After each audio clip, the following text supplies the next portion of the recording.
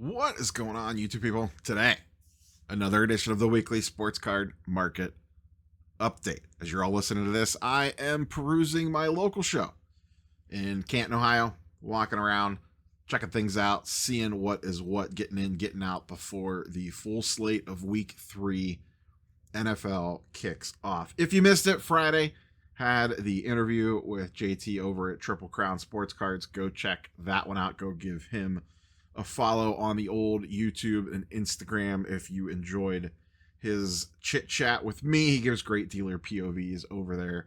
So swing on over and check out the interview and check out JT's channel. Before we dive too deep, shout out to channel partner ComC.com, your home for buying and selling. If you got cards you don't want to deal with, send them in, move them, get rid of them. Don't let them pile up on your desk. I did that for far too long before I started consolidating my odds and ends of stuff via ComC. They will be at Philly Show. If you happen to be on your way there while you're listening to this on Sunday, they are wrapping up that. I haven't heard much from the Philly Show, by the way. So if anyone was at the Philly Show, feel free to fire off in the comments down below and let me know how it went. Philly Show is usually a pretty good one. That's one I like to try to attend about once a year. So we'll see if I sneak out the December one or not. We'll see how the year ends up. But without further ado, let's go ahead and dive into the news. We got a lot of PSA stuff this week. Got some top stuff, and we are going to look at how disastrous the football card market has been so far to start the season.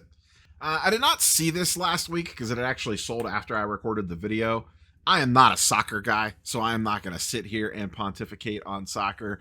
Or am I a person that's going to spend $1.5 million on a card? But I will note the high-end sports card market continues to be absolutely bonkers right now, as a Messi Mega Cracks sold last week for $1.5 million. What a monster number for that card. And once again, the high-end market continues to be silly territory with crazy prices left, right, and center across all sports, quite frankly. So even though this one's a soccer card, which I am on, you could basically represent any high-end card right now in here because the whole entire high-end market is going a little bit of crazy. We have some grading stuff to get caught up on, some drama, some nonsense, and then just some general news. First up, SGC announced earlier this week that if you are now sending them orders, they have changed their address. They have downsized into their new suite as PSA has kicked them out down the hall.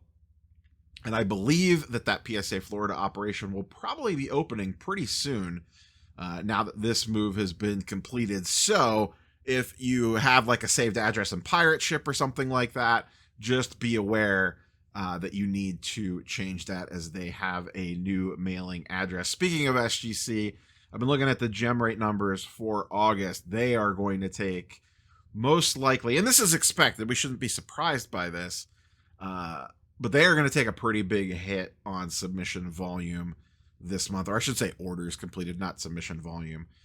This month. Their turnaround times seem to be back in the realm of normalcy, sitting around that 15-day or so time period.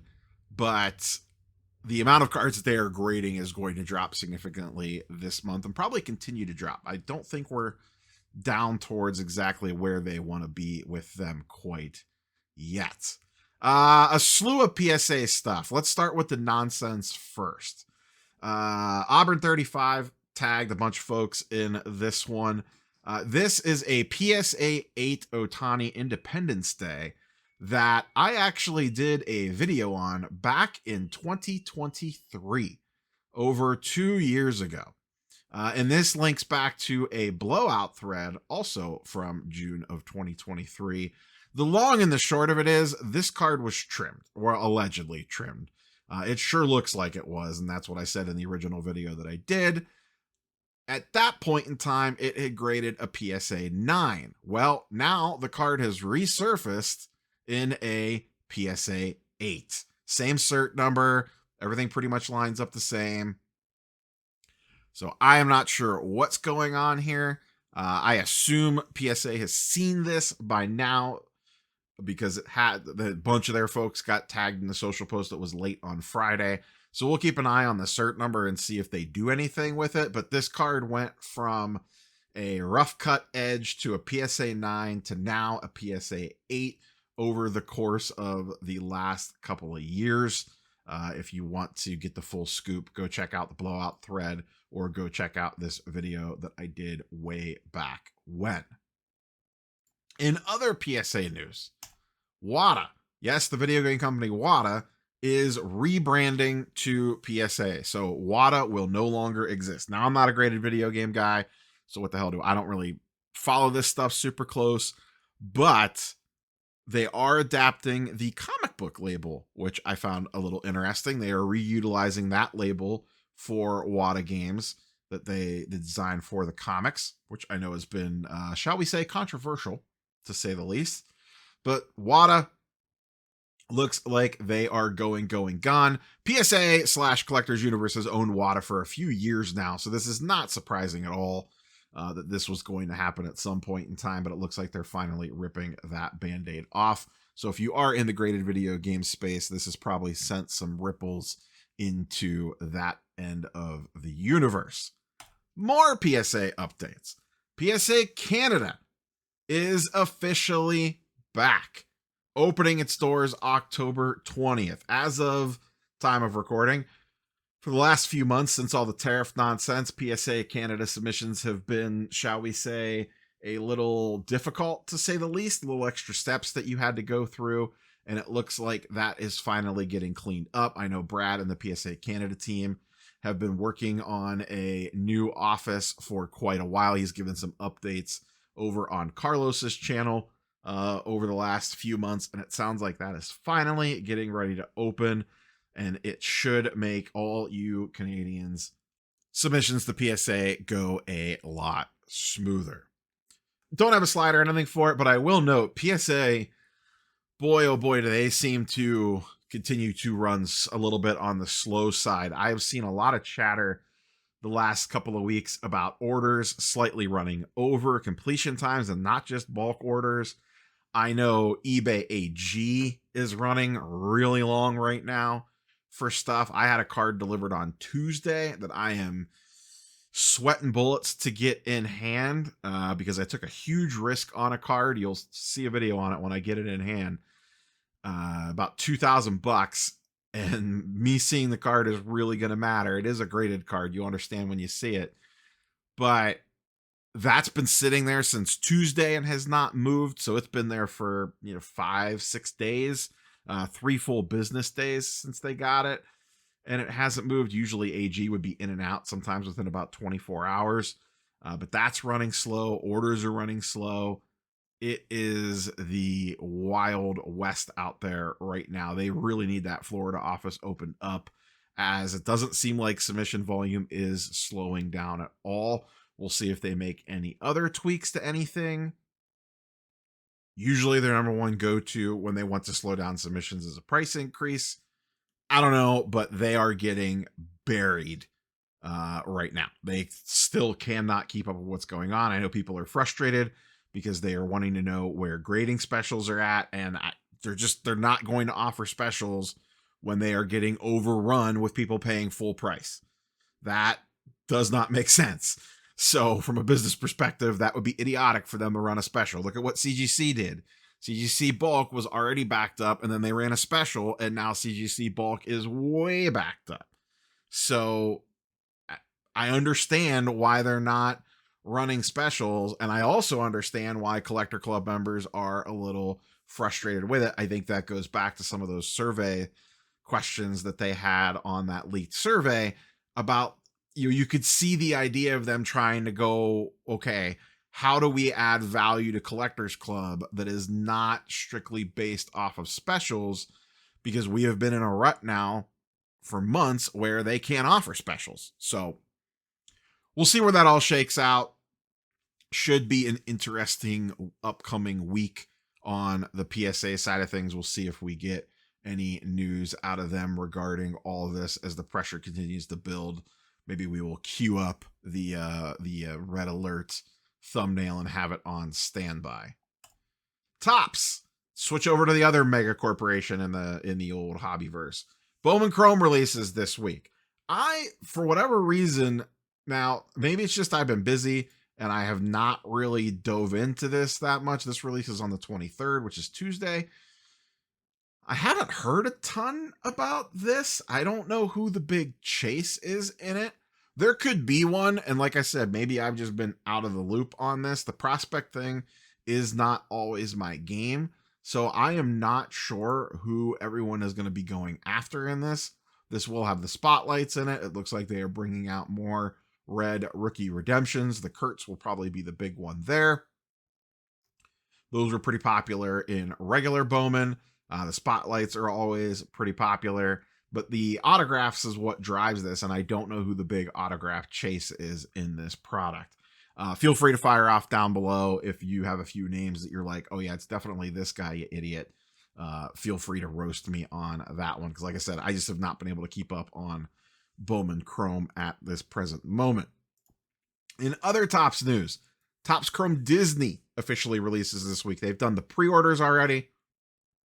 There will be another drop of it on the 24th at noon. No idea. It doesn't look like, as of right now they've been known to change these, doesn't look like either one of these are going to be EQL. I wouldn't be surprised if Topps Chrome Disney went EQL. And actually, if I just read the full thing, it does say it right here. Hobby boxes will be available on EQL, and Mega and Value boxes will be available on Topps.com. So retail will be available on Topps. Hobby boxes will be available on EQL. Usually they put it up here when it is going EQL. I expect people to get mad and not be able to get hobby boxes through EQL. I expect retail versions to probably have pretty high demand on the Topps website. So if you are all interested in this product from a ripping perspective or from a flipping perspective, gear up for that 12 o'clock hour on Wednesday. I will try to post, sometimes I will post a Topps affiliate link in the morning as a reminder to folks. So if I remember to do that, I'll throw that out Wednesday morning, because I do know a lot of people are looking for this product, whether it's to rip on their own, rip with their kids, or just flip it. With that, let's transition over to market movers. If you want to play around with your own versions of charts and graphs, there is a link in the description below that will give you a little bit of a discount and a free trial. So go check that out if you want your own charts and graphs. Football. Let's talk about the guys going up before we talk about the guys going down. We were only just barely into week 3. Depending on when you're watching this, a lot of week 3 could have potentially happened already. The story of the season so far has been quarterback injuries. Joe Burrow, JJ McCarthy, now Jaden Daniels is down, as these guys are dropping like flies left, right, and center. Let's talk about the guys going up first. I went back 30 days on this, which takes us right back before the season officially started. One of the bigger winners, Justin Herbert, up about 28%, as he has looked very, very good, and the Chargers have looked pretty good. Not on Mario Hampton, as he is absolutely destroying my content creator league, which that team sucks at the moment. Christian McCaffrey, everyone was worried about the injury. Seems pretty okay so far. He's up 45%, and these are all silver prisms. Daniel Jones, one of the biggest surprises of the season, up 35%, only $135. Mac Jones, back from the dead, filling in for Brock Purdy, only at $55, but up 122% over the last 30 days. If you were sitting on a stack of Mac Jones stuff, your time is now. And then last but not least, Quentin Johnson of the Chargers, one of Justin Herbert's running mates, also has had a very surprising start to the season. Only at $40 for a silver PSA 10, but up 142% on his silver prism. So we have more than just quarterbacks in that list. And this isn't necessarily everybody. These were just some of the top names and top movements on the way up. Let's flip it around and look at the red, shall we? Going down. Now, Not making an appearance on this list, Joe Burrow. A lot of that is just because it looks like people are being a little stingy. There's just not been any sales in the last few days on his Silver Prism. So we'll see where that ends up at. We'll just give it another week or so. I expect that to pull back a little bit. There were a few sales, but not quite enough yet. I'd like to see a couple of more pop on there. So we will hold off on that one for the time being. But a who's who of ultra-modern young quarterbacks is on the going down list. Caleb Williams down 26%. Drake May down 20%. CJ Stroud, once hobby darling, down 26%. Bryce Young, not looking the same as he did to close last season, down 50%. And then Anthony Richardson, this is just in the last 30 days, down 62% as he has been absolutely buried by Daniel Jones. And he just has no shot at even getting on the field unless he gets hurt. And even then, I just don't think Anthony Richardson is good. I think he is just cooked fully as a NFL player. His stuff is way down at 62%. So the trend that you see there is the crazy hyped young quarterbacks are getting eviscerated to start the season. No surprise there. We talk about it all the time. Expectations meet reality. Now we'll see. It looks like Jaden Daniels is only out for a week or so, so he should be back. He shouldn't take too big of a hit in his prices. The big one, like I said, we didn't talk about it here, is going to be the Burrow stuff and how big of a dip does he take? Because, I mean, he's out for at least 90% of the season, and let's be real here. If they are not in contention, I could legitimately see them just not bringing him back. Why are you going to bring him back for a week 16 or 17 game that could be potentially meaningless if they are completely out of playoff contention? So I think there's a real chance that he is just done for the year. We don't know that officially yet. And even with him coming back for a game or two, I don't know that it really matters unless they are in the playoffs and he's going to try to lead them deep into the playoffs. And I don't know that I see that happening with Jake Browning at quarterback, though I think he'll be serviceable enough. It's not like he's a complete dud. I actually picked him up in a 2-quarterback fantasy league. Switch gears, talk a little baseball. Juan Soto. His stuff actually has not really changed at all. I just wanted to note, this is over the last 180 days. So I went back to late March for this. This is his Bowman auto. He is on fire. Juan Soto is absolutely destroying the baseball. He is going to end up putting up really, really good numbers on the season, even though he started the season kind of slow. He is finishing strong and absolutely crushing the baseball, has a boatload of steals, and has just been generally playing amazing. You have seen that his stuff has ticked up a little bit over the last couple of weeks, but just generally for the entire year, he has basically stayed flat. That alone should probably be considered somewhat of a win, but regardless, just note that Juan Soto is on an absolute heater. Speaking of heaters for the season, Cal Raleigh. Judge still in the lead for MVP last I looked at the betting odds, but the gap is pretty narrow. I think when I looked on FanDuel, Judge was like -200 or 300 and Raleigh was like plus 280 or something like that. So that has narrowed quite a bit from where it was. If you were sitting on a boatload of his stuff, you have just printed money this year. This is just his Bowman PSA 10 and PSA 9, his first Bowman auto.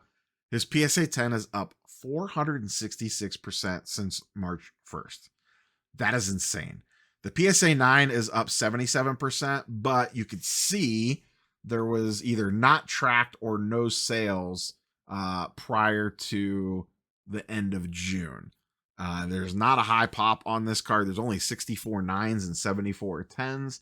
So there are not a lot out there. A lot of I wouldn't be surprised if people have his rookie stuff and Bowman stuff sitting in random bins somewhere. Maybe by now they've dug it out, but if you ripped a bunch of 2019 Bowman and you had stuff just kind of stashed away, go double check it because his prices are absolutely crazy. I think, what's he up to? I don't think he hit 60 home runs yet, but he's in the high 50s, I believe, last I looked. And on the opposite side of the spectrum, we mentioned, here's the same time range for a lot of Judge's popular stuff. His 2013 Bowman Chrome Auto and a PSA 10 is up 122%. It's a $7,500 card now. The BGS 9.5, which, remember, given the era, there's a lot of BGS 9.5s, is up 100%. In just the base 2013 Bowman Chrome PSA 10, that's up 60%. And then in the more reasonable stuff, just his regular 2017 Topps Chrome Refractor is up 120%. And just his regular paper PSA 10 Chrome, just a regular 2017 Chrome, nothing fancy, up 109% since the beginning of March.